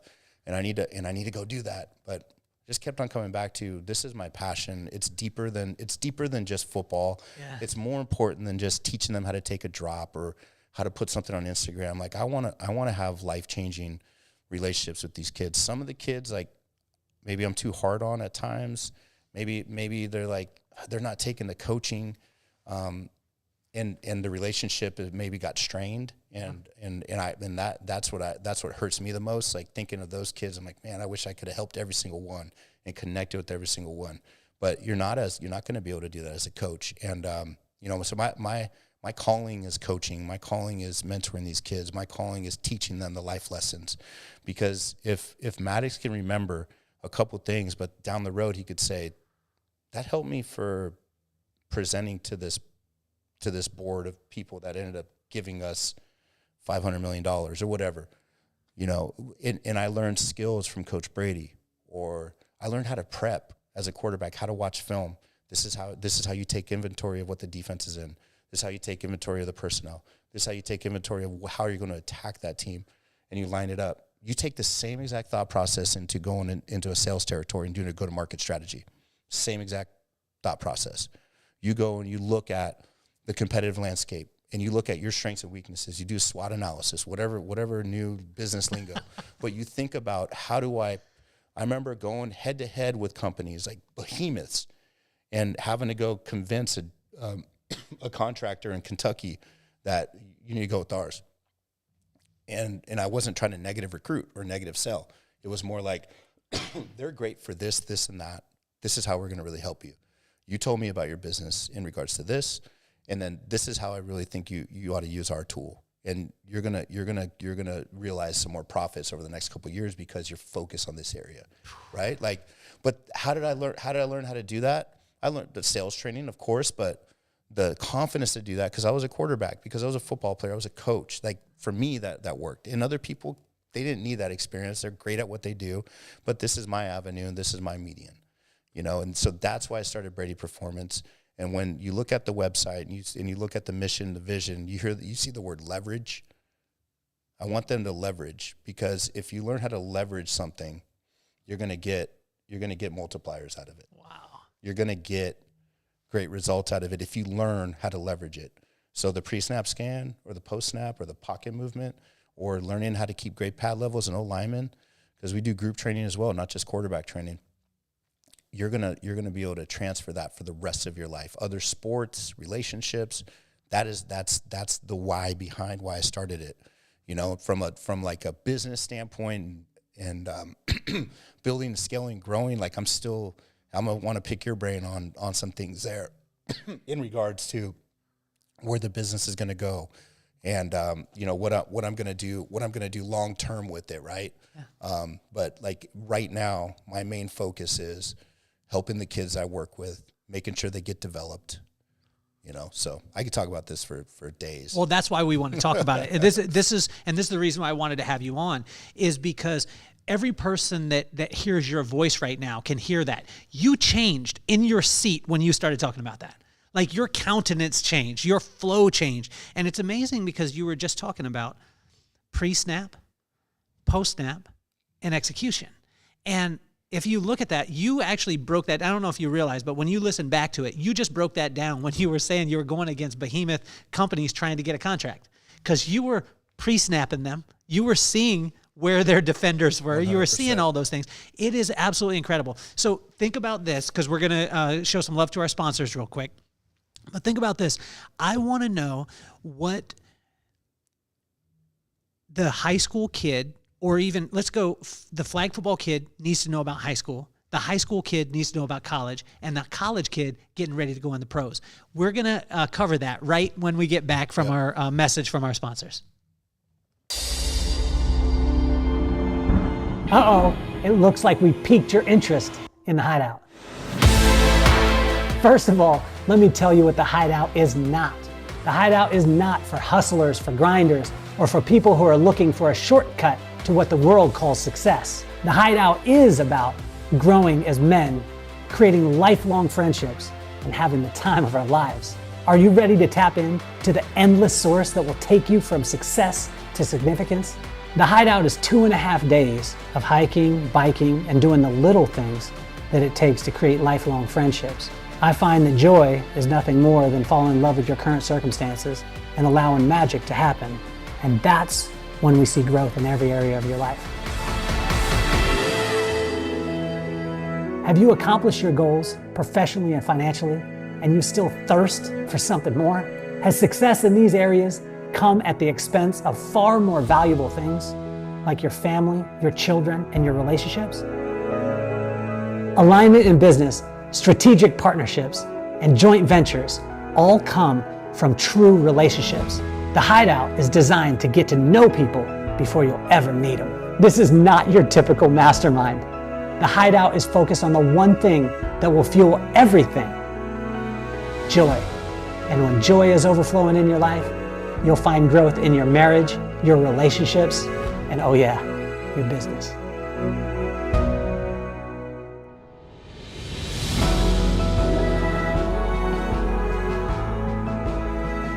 The way I see it is you've got two choices. You can either keep pretending like nothing bad's ever gonna happen to you, and then when it does, you're saying, uh-oh, or you can get ahead of what's coming so that when it does, not if, you're ready for it. And you're sitting pretty, sipping on Mai Tais next to the pool, working on that Caribbean suntan, because you got it covered. So folks, it's time for you to learn the truth about money. It's time for you to take back control of your money so that you are ready for what's about to happen. By doing that, you're setting yourself up for absolute success. No matter what comes your way, you're ready for it. And that's what I want for you, and I want to help you with that. So go to chrisnoggle.com and sign up for the Wealth webinar. We do them every Wednesday at 1 p.m., and you need to be there because it's time. Uh-oh. Now, we're back with Coach Brady, and I was asking before the commercial break, I was asking you, what do you wish that the flag football kid knew preparing for high school, the high school kid preparing for college, and the college kid preparing for the possibility? Let's say that. I want to say that again very, very strong. The possibility of the next level, because if you're a star in flag, all the stars go to high school and not all the stars play. When you go into high school, if you're a star, college is full of stars and not all the stars play. And then if you get through college and you go to the league, that's filled with all the superstars and not even all the superstars play. So let's start with the flag football kid. Yeah, so flag, you've got to realize that it's going to be more structured. You go to high school, from your workouts, from how much time you got to spend on it, right? Because these flag leagues, they have a cap on how many practices you could have, right? So it's supposed to be fun, recreational. Once you get to high school, there's no limit. You don't, everybody doesn't get to play, right? And so you're going to have to earn your right to play, and you got to be willing to put in the time in the off season, right? Going from high school to college, or from high school to college, it becomes a job. It really does. I mean, it becomes something that you put a good amount of time into, you committed to, and you were focused on it, and it meant something to you. But once you get to college, like if you're on scholarship, you're getting paid by them essentially, right? It's an exchange, right? And so you're expected to be at every single workout. If you're late, that's bad. Like, you're late once, you're going to get a really stern talking to. And if you're late, if you're late multiple times, like, you're gone. Bottom line, like, you're going to get, your locker's going to be cleared. You're going to be gone, right? So that it becomes a lot more like a business. Going from college to pros, you're going against grown men. You're competing for spots against grown people who have families, who have lifestyles that they want to keep. Right? So, like, you go into that environment, and I've never been part of a pro team, but I've spent time with NFL teams. I've worked with groups that get guys ready, right? So I've worked with a lot of pro guys. Yeah. It's real, man. It's a business. It's straight up business. Like, it's big business, right? You go to the pro level, and so your whole day to day, the way that you prep for your meals, the way that you sleep, the way that you recover, the way that you train, who you train with in the off season, how your practice habits, your sleeping habits there's all these things that factor in, because if you miss on assignments at the pro level, like, the coaches are already feeling a big amount of stress to make sure their position group isn't the group that messes up, right? Those coaches are like, they're walking around with, like, tight, whats, because they want to make sure that their position group is not the one, right? That their position group is the reason why they win. Their position group is doing their job, because that's their lifeblood, keeping that job. And then even going back to college, the coaches there, their job isn't to necessarily coach football. Their job is to recruit the best players that are going to make good plays on a Saturday. The winning in college football happens in recruiting. It happens in the recruiting departments. It happens because you did something right, or you have a great place that people want to be a part of. Because the winning isn't happening. The winning isn't happening because you've got all these great technique coaches or great scheme guys at the college level. It's happening because you have great recruiters. And then if you end up having good scheme guys that kind of blend on the staff, then you're golden, right? So there's all these dynamics to it, right? And so the ante gets risen, right? Every level, it's just a little more extreme, and then the fat gets trimmed at the very top. So what about the soft skills that a kid needs? Because in any business, right? Whether it be business or it be in sport, people are always looking to the skill set. Mm-hmm. What I keep hearing you say, and what you've said this whole entire episode, has been, you go to the heart of the person. You want to know who the person is. If you know who the person is, you can develop their mindset, which will develop their skill set.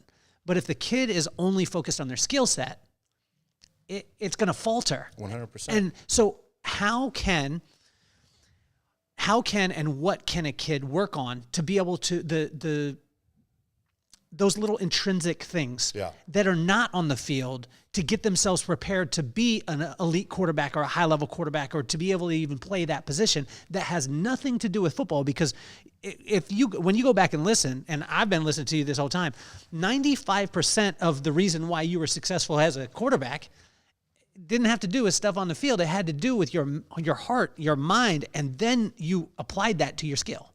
Right. So what can a kid do? I would say kids need to show up to their practices and show up on time.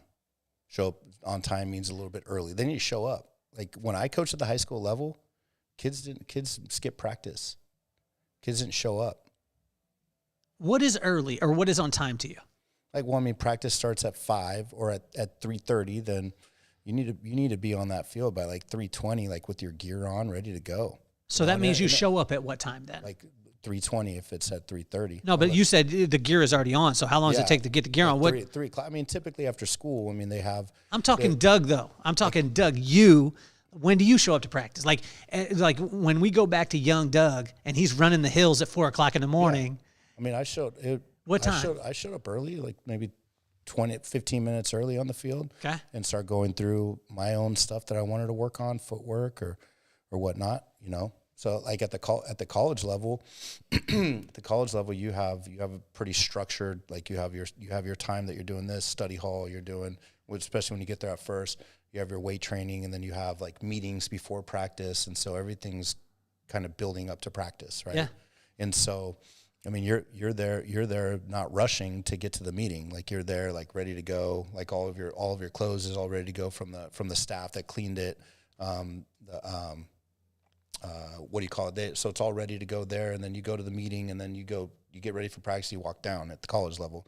The high school level, you know, some people don't make it a priority. Like they're like, oh, I got to make up a test. Well, what were you doing prior to that to not be at school? You know, so things always, some of the same culprits have the same excuses. Now, if it's a kid that is taking a lab at a certain time, and that's the only time the lab's available, and he does everything else right, then it's like, okay, cool, do your lab. We'll spend some extra time with you to make sure you make it up. But showing up is vital, you know, as you're trying to get a team ready. And then at the college level, like putting extra work in, making sure that you're spending time studying. I heard an NFL coach talk about guys getting ready for the draft, getting ready for the pro level, and he talked about them just as a consensus, as anecdotal. A lot of guys didn't have a great process in how they looked at film. They didn't know how to watch film. They had a good understanding of coverages and enough of an understanding of fronts and defenses and concepts, like enough of an understanding, but not like not in a process oriented way that you need to as a quarterback. And he was asked a question later on in that talk, like if you're a college guy, how much time should you spend preparing during a game week? And he said about 4 to 5 hours outside of practice, outside of film with your coaches. 4 to 5 hours, like the first couple of days, like leading up to game planning for a team. So like watching the film, having a process, like putting in the work. You need to also, those are soft skills to me, like being willing to do the homework, showing up, going to sleep at a decent time. It's hard when you're taking tough classes and you're staying up late, or if you have a girlfriend and you're in college, or, you know, if you're in a relationship and you're in college, and if you play video games, like you have all these competing things. Even in high school, you play multiple sports, and if you're really into gaming and you have a girlfriend and you like checking social media, like how you can't, it's really difficult. And so the soft skills are showing up, prioritizing, right? Time management, doing your homework. Those are all things that matter for you to set this whole thing up, podcast, have everything running down there, have your social media content calendar, launching all that stuff applies now for you, right? And for anybody that's operating a business. You know, my wife running the businesses that she runs, systems, you know, have a schedule, having a good feedback loop, you know, all those consistents. Whatever the business is, there's soft skills that need to exist. You know, have some level of organization. And so I think this sport specifically, because of all the film that you watch and all the tactics and all the homework that you have when you're getting ready for an opponent, this gets you ready to run a business, in my opinion. This gets you ready to go be like a C level. If you really tap into it and you really think about, like, I'm learning some gnarly stuff here. Yeah. I really am. I'm learning some high-level tactics that, you know, I love all the other sports. I'm a huge baseball fan, Padres season ticket holder, everything. I love the Padres. And there's a ton of tactics in baseball. And I'm sure there are in basketball too and all the other sports. But, like, come on. If you go look at a football coaching staff repair or a practice, or go listen in to all the language, to all the different data points, all the different things that happen in a football environment, like if the people that are in it end up really understanding that they're leveraging for the rest of their life, they can be freaking. We could be the strongest nation in the world forever if we have if enough people like really realize through our sports and through the things that they do as young kids, like they could go take this on and go help our government, go help small businesses, or go help our schools, and have this type of mentality. I think the football mentality is huge, and our country is in love with football. Yeah, it really is. Yeah. I mean, the numbers show that. You all should be in love with the Titans. That's where you all should be in love with. That's what I believe. I'm a big Vrabel fan. I've coached in that stadium when I was at Southeast Missouri State. Really? Yeah, Nashville. Yep. But I'm in love with the sport, not because of because of the the stuff that people might think of, but I'm in love with it because of the technical part, the camaraderie, the lessons learned, and once that play is over, man, next play. Once that game is over, once that quarter's over, next quarter. Once it's halftime, boom, second half. You got to win in the second. You don't win in the first quarter, and once you put that game to rest, you're prepping for the next game immediately. And but that's life though too. Yeah, like you got kids, their lives. Like you have responsibilities. You have a business, you have employees, you have responsibilities, and like you got to keep moving.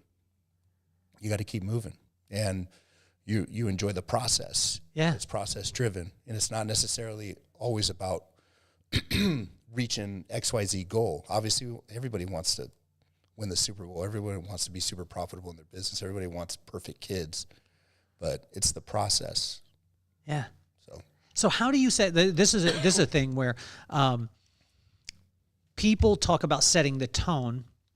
I flip that word out. I interchange it with culture, and that's exactly what you've been talking about the whole time. Is as a quarterback, you've been setting the culture. As a coach, you set the culture. I saw you do it with Maddox and Owen, and with Luka when he came out, and you set the culture and the tone. How do you do that? Because 99% of challenges in any business is cultural, and if you can get to the culture, which the culture is built by the leadership is made up of people.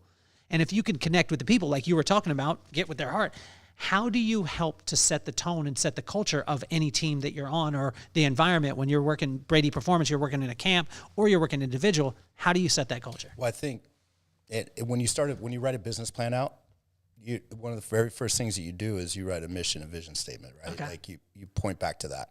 I worked at P.F. Chang's. Their mission statement was, "We're truly glad you're here, and we'll do everything we can do to make you want to come back." I might have paraphrased it a little bit, but I still remember that mission statement. That's strong. I don't remember Kentucky Fried Chickens. It was like, we have 11 herbs and spices, and Kelly's going to drop chicken on the ground and then feed it to you. That's what it was. P.F. Chang's was that mission statement, and then they had the limo ride experience. They had all these paradigms, all these cultural artifacts that are all over, but I remember that, and the owners, the starters of that company had that thought process, and it permeated. And for me, I captured it because I'm, again, coming from my background. And then I've always studied leaders. I've always studied business people. I've always studied coaches. Favorite coach? Favorite coach of all time, like Marv Levy. Okay. He had an English major from Harvard or one of those Ivy League schools. I have a challenge with the Bills because of 1993. Well, what about Frank 1999? Hey, come on, man. What The Music City Miracle. I mean, we came back. We came back. But I still have pain from Frank Reich. Frank Reich, University of Maryland. I was watching that. I was a big Bills fan as a kid, right? Hey, so I used to get their That's newspaper. why we can't be that tight of friends. They were down. I don't want to hear about this game. Yeah, I remember that game. Like I'm just joking. I remember watching it and being like, we went out to play in the street because I was like, my team is moving on, because I really thought the run and shoot, we were going to I thought we were going. That was our time. 28-3 at half. And then an interception in the second half, right? And then they had a pick six on Reich, and then got it to 35-3. Yeah. And the Bills won 41-38. Yeah, you want to take the knife out of my back right now? Sorry. Okay. I know. So, I know so much about that game. Okay, so setting the culture. Yeah, setting the culture. I think it starts with your original intent, right? Yeah. Why? That's when I started Brady Performance. I was going to do that whole business plan because it's just big. I'm not trying to be the best quarterback coach in San Diego. You are, though. I'm not trying. That's not my goal. I know that's why you are. No, there's good ones. I know there are really good ones around here, but to me it's deeper than that, right? It's deeper than that. So you set the tone based off of your belief system. You set the tone based off of how you're going to operate day in, day out. I mean, there's all these there's management by walking around. There's lean processing. There's all these different, TQM, all these different things that you could point to. Like, it's been studied, right? I know that one of the last people we talked about talked about Maslow's hierarchy of needs, right? And all those, you've got to understand what your belief system is. And if you try to be fake and you try to like walk around and like try to plug and play from all these different businesses that you've read books on, and you're a fraud. If you're a business owner, you think you're going to operate that way. Like, they're human beings. They're people. Treat them like people. Have systems in place 100%, because that protects you from like getting too emotional, right? Hey, Mr. or Mrs. accounting person, here's your job description. Here's the controls you need to put in place so we make sure we're not stealing money here. You know what I mean? Or other people aren't stealing money. Like, this is your job description. You're going to be measured off of these metrics, right? It takes the emotion out of it. Mr. or Mrs. COO or client success manager, here's your job description. And I love you as a person. I love your family. I want your family to be here for outings. But like, ultimately, this is the expectation, and it's not personal. It's business. It's not personal. We're going to have our personal relationship outside of this. So I think you set the tone from that type of mindset. And so for me, when I'm out there, if I'm working with 10-year-old kids, if I'm working for guys that are NFL veterans, like, I'm going to still have the same presence and still have the same belief system that this is life-changing, that this is just more than football. It's spiritual for me. You know what I mean? Like, yeah. I'm a Christian. I believe, I have faith. And I believe in that things happen for a reason. I believe in God. And so, I feel like, again, I use the word calling. The football thing is I just believe in it, and sometimes I'm like, okay, I want to be the quarterback coach of San Diego State. I told my wife that on our honeymoon back in April. Our anniversary is coming up in April. Will be our 2-year anniversary. But I told her when we were in Costa Rica, I'm like, I want to be able to get back into college coaching. I want to be able to in 5 years. So clock's ticking. Right? And whether I'm the right fit or whether that is the right fit at that point, whether it like would fit with my work-life balance and my relationship with my wife and the things that we like to do, I don't know. But I want to be able to be in that position. I want to be able to build this business to where I'm at that point, I could be able to hand the keys over to somebody else, have systems in place, have this business launch in other parts of the country, because of the why behind it. I'm not just trying to take people's money. I want to teach life lessons through football. I think it's so incredible too, because you kept it like you could feel your heart. I mean, I could feel your heart. I could feel what even before sitting down today, seeing you coach on the field, I could see that you're so present. And you keep it very simple in that you make football players better. Like, you make football players better. And I think that there's so many people out there that will form a mission statement like you talked about. They'll form a mission statement that it's glorious and all the stuff, and then they think, okay, this is going to be my business. But what I love about your situation and Brady Performance is that you have the grit to say, yeah, we're going to make football players better, but we're going to do that by connecting with the actual people. And you can't really, not to say you can't systemize that, because there are systems within it, but it seems like the power is more in the impact on the people. No doubt. And I just thought of it. Nick Riccadouli is the running back coach for Brady Performance. He played at Poway. Okay. My first year of coaching, he was a sophomore. He ended up being a 2-time college All-American, played in Italy, was like their Super Bowl MVP, was a stud. They still call him to try to go play. He's 33 years old. They want him as a ringer over there, all the different clubs. So we need to do a camp out there, by the way. So Nick Riccadouli is part of Brady Performance, and he has the same type of passion. He loves coaching running backs, and his motto is be the toughest guy on the field. Be the toughest guy on the field. Because as a running back, your job is different than a quarterback. Quarterback needs to be tough, but quarterback needs to be needs to save his shoulder from getting injured, needs to make sure he gets down and not in, because you can't lose your quarterback, but the running back, be the toughest guy in the field. That's his mentality. So I wanted to make sure that I mentioned Coach Nick and the job that he does. You can find all the information on him. Well, we need to have Coach Nick on the show. Yeah, you would love Coach Nick. He's like, you think of like Sylvester Stallone in Rocky or in First Blood. Yes. Rambo. Like he's got that little Italian rickadoodle. He's got that Italian, but his dad's an attorney. Okay. Big, really successful attorney here in San Diego. Played football at USD, and then the older brother Guy was a stud football player. And Nick, just every rickadoodle has been a good football player. But really good people. So I want to make sure I brought Nick up. Yeah. But yeah, I mean, this is, again, like I'll write down on my social, like, this is not business, this is personal. This is personal for me. Like, I have to think that all that time that I spent trying to get this 5'9" and 3/4 body that couldn't run fast straight ahead. I looked fast. People were like, you have really good running form. And I'd make people miss. I was good side to side. The first person never got me, but straight ahead, man, I'm just like, they called me Flutie, but I didn't have the speed of Flutie. But like, I have to think all that time that I spent, all that time that I invested in getting better as a quarterback, all the footwork, all the self-correction, all the contemplating, all the journaling. I still have like my old journals. All of that, there's a reason for it, and I'm not the quarterback coach for everybody. I don't want to be the quarterback coach for everybody. I don't want to go rip a kid from another coach and say he's mine. Like, some of that's organically happened, and some kids have gone from me to other coaches, right? It's perfectly fine, but I just believe, really, I believe strongly in what we're doing at Brady Performance, the people that I have involved, not just Nick, but other coaches. I could talk for days about them. I mean, guys with great backgrounds, coach in the NFL or play in the NFL, that want to be a part of what we're building and what we're doing. I help out at Carlsbad a little bit on game days, very limited role, kind of stay incognito.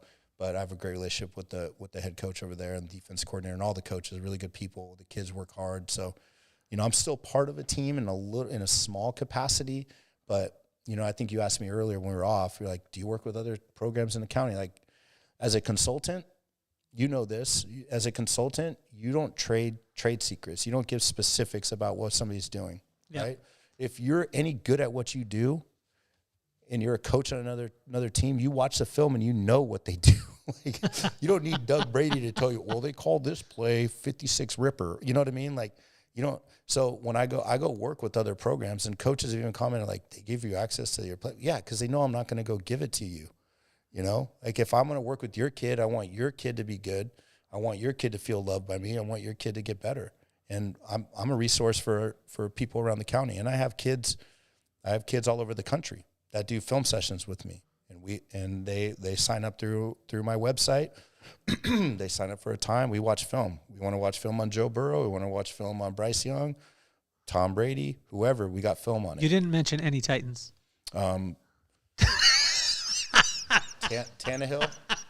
Hey, you stuttered on that one. No, I'm okay. I'm okay. Like, if you play at that level, Kelly, if you play at that level, you're freaking good. Yeah, it is. And if you play on the Titans, I think that you're even better. Can you?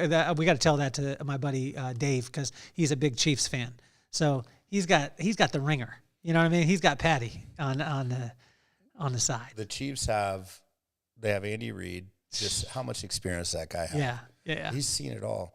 If you were to dissect their offense, the Chiefs' offense, like they find a way to get people open. Whoever they want to get open, they just formate it. They get it in the right formation, and they attack the structure. They do the best job. And then late in the game, you obviously saw those man-to-man beaters that people were wide open because they knew how they were going to play it later in the game.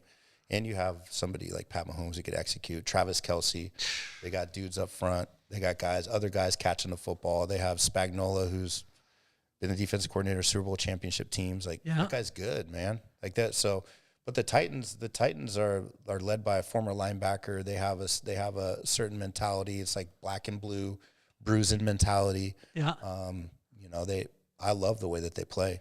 I love them. I wish that they would have played better towards the end of the season, but we had a bunch of, I say we because I'm a part of the team. Yeah. I've been a part of the team for a long time. That's what makes being a fan awesome. You know what I mean? Like Padres, I went down and got my Padre gear. I got like this member pack where I was able to get like a bunch of like cool shirts that the staff wears. I live and die by the Padres. The Chargers left San Diego, so it's like My wife says that's my ex-girlfriend. Yeah. I still check her Instagram sometimes. I'm like, I hope she's doing good.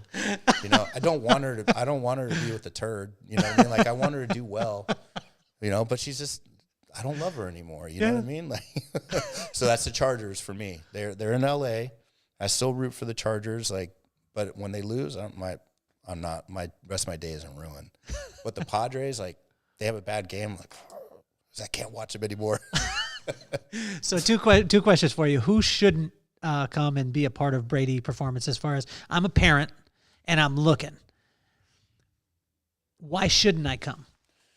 If your son or daughter if you're just trying to push them to do something and you want them to be involved in an activity, I just don't think it's the right environment.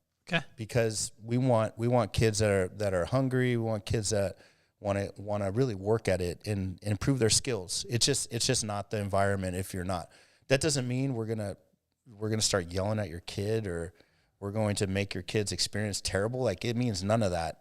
It just means that, hey, this is the type of clientele we want to work with, and not everybody's there. That's fine. That's perfectly fine. Who should? Like, if I had no idea, which if you're in Southern California, you should know who Brady Performance is, because honestly, like, you're not saying this. You're a super humble guy. I'm not humble about you.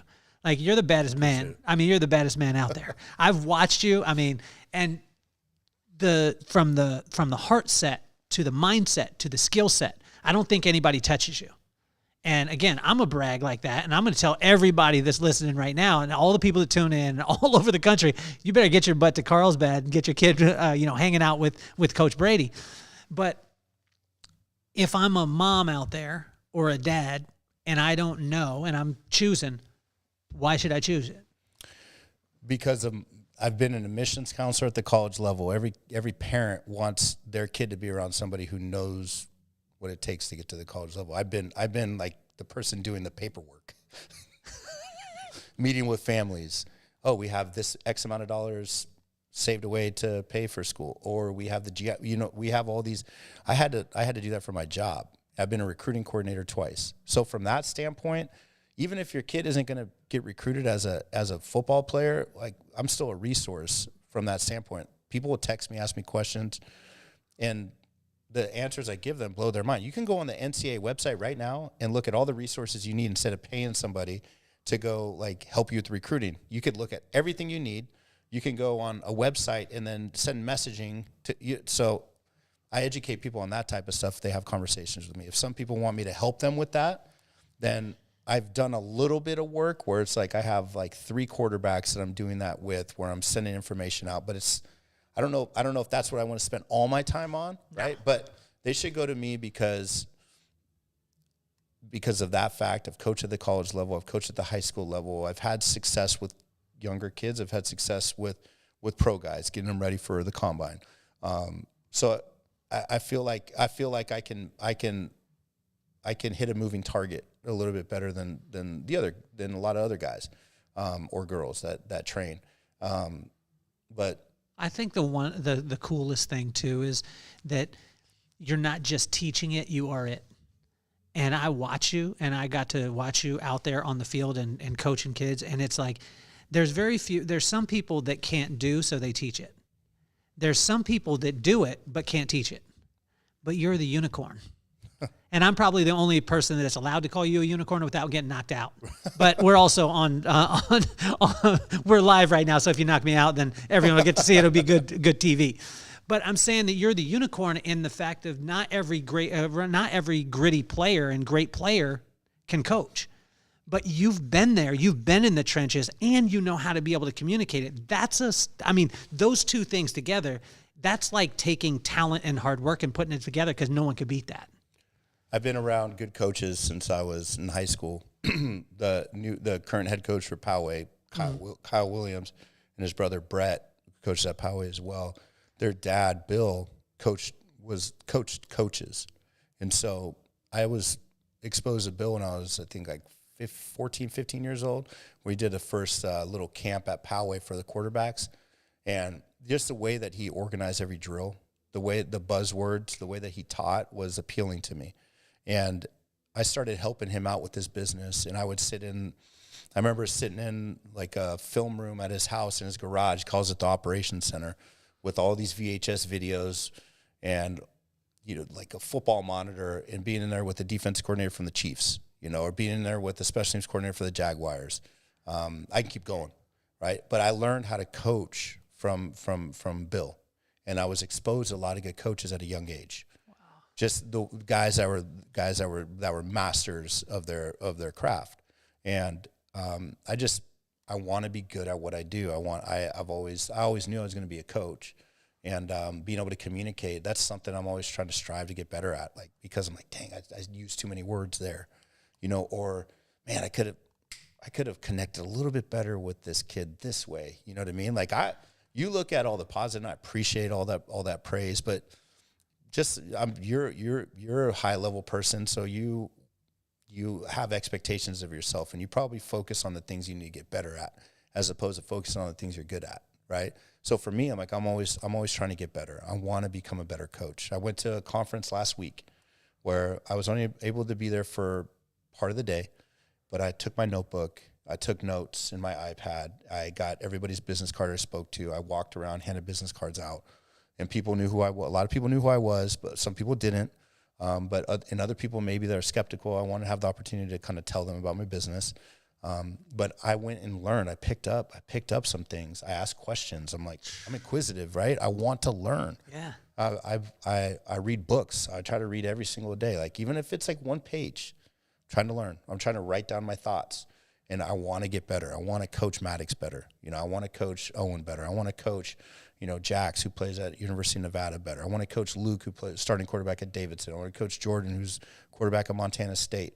I want to coach all these guys better, because I have a life like Eric Thomas, a hip hop preacher, always talked about take advantage of your opportunity within the lifetime of your opportunity. Only have such of a lifetime of an opportunity with each kid. And I think about the ones that I didn't connect with. I'm like, man, how can I be better with this next one?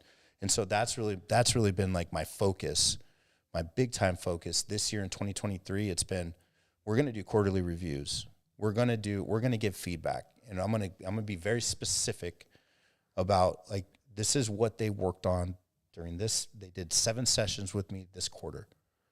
This is here's a consensus of my notes. Here's what they ought to work on.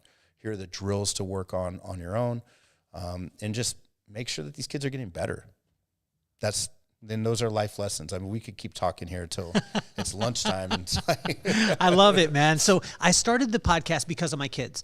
Maddox, who's 11, who you know, he marches to the beat of his own drum. He's always had his own style. Love it. The kid, it was amazing, and you would be proud of this. I asked him the other day, I said, son, do you ever get nervous? He said, well, what do you mean, Daddy? And I said, do you get nervous before the game? He said, oh, of course. And I said, okay, so when you get on the field, are you nervous? He said, no, once I cross the sideline, it stops, and everything slows down, Daddy, and I can see it. Love it. And so he marches to that beat. He's his own character, as you could see. McKenna, 14 years old. She's in the performing arts, and she's got one of the greatest personalities and more sarcastic. She will not ease up on you, Coach. She will give you a hard time as long as the day is long. And so I made the podcast for both of them because I wanted to take iconic figures like yourself.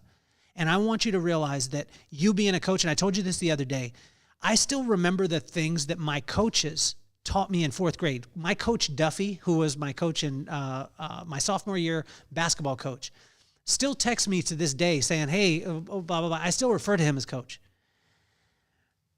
But I wanted to take iconic people like yourself, and I wanted to show my kids that there's no idols in life, that there's only icons. And icons are people with great attitudes, phenomenal work ethic. What advice would you give to Maddox and McKenna? And if you could use both of their names, it would be awesome.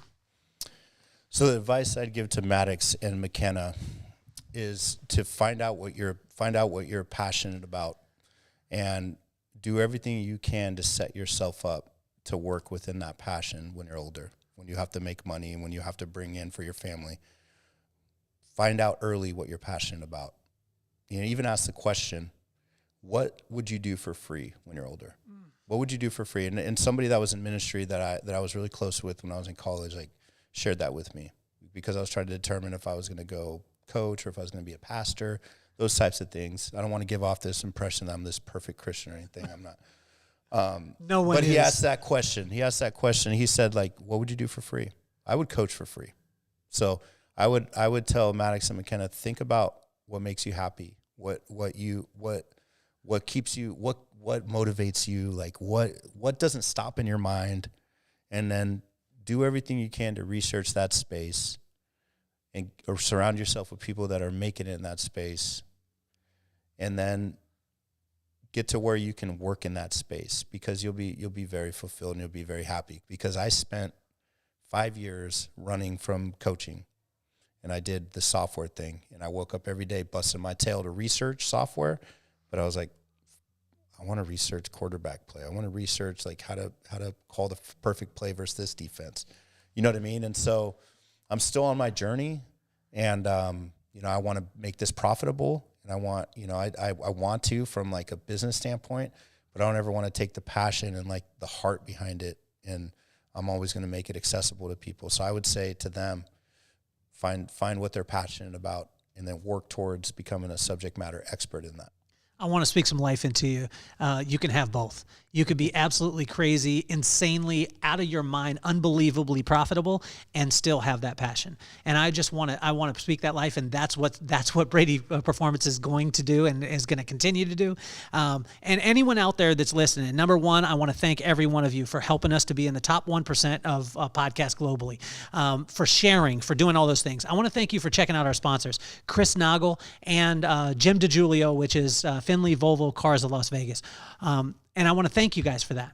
But also what I want you to do is I want you right now, I don't care who you are, I don't care how many children you have, I want you to go to bradyperformance.com right now, and I want you to check this dude out, because for me, like, it's very seldom in life that you find, when you scratch the surface of things, that you find something better than what you saw. And most of the time when you get closer to somebody, and I told you about before we started recording, I'm not going to say that part of it, but there's times where I've had, iconic or idols in my life when I was a kid, and then I meet them and I'm like, I didn't want to meet that person.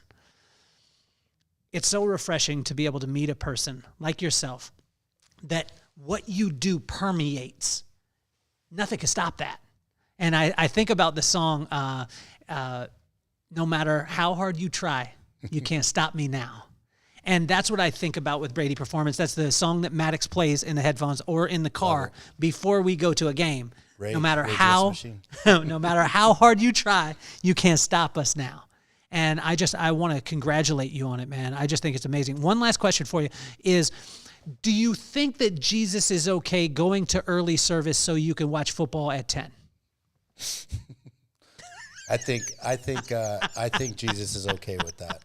I think ultimately the way that you act and the way that you represent the scriptures and the way that you live your life is more important than carving off a certain day, in my opinion. I know that there's it's written Sabbath but I know a lot of people who carve out Sundays that are jerks.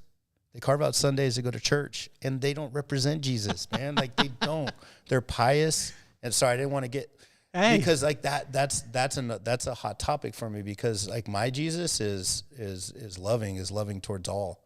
Is the one that hung out with the deadbeats, hung out with the tax collector, hung out with the prostitutes. Like, seriously, like that's a Jesus that I read in the scriptures, not the judgmental one, not the one that says like you can't go watch football on Sundays. Like, carve out your day that you're going to take off if you're going to go by the letter of the book. But no, I think that what your output is more important than like what you're taking in or what you're saying. Like, your actual actions are more important. Do you think that my prayers for the Titans during the game actually helps? It helps you. And that's the most important person I wanted to help. Like, you can't control, you can't, if it helps you, it makes you feel better, which it does. Prayer is the most powerful thing. Yeah. And having that conversation with God is a very powerful thing. Like, it's a beautiful thing, being in that place to do that. So if that for you helps, because you're going to have passions in life, passions that don't make sense to others and aren't as important to others, but it's important to you. And you, I could see the Oilers, see the jerseys right there, and man, you know, if we just lived life and we just collected paychecks and just had to go to our duties and didn't have anything, you know what I mean, like that, then it'd be kind of boring. Coach, it has been absolutely phenomenal. I look forward to having you on the show again. I'm probably going to get in trouble because I know you got lunch with your wife. I'm going to get in trouble, but I tell you, it has been so powerful to be able to spend time with you, man, and for you to be able to share the way that you have and to be able to give the insight, because this is such a huge thing. You know, parents out there that have children that are in youth sports, realizing that youth sports isn't the end all, and maybe the high school sport isn't the end all, but helping us to understand, like you blew my mind with saying, like, you know, you can take these principles into the rest of your life 100%. In every aspect. And I want to thank you for that. And again, thank you, everyone. Please share this with every single person you know. If you are a man, a woman, have children, or if you're just breathing, share this episode with every single person that you possibly can. And we want to thank you. Coach Brady, you are officially off the hot seat. Thanks, brother.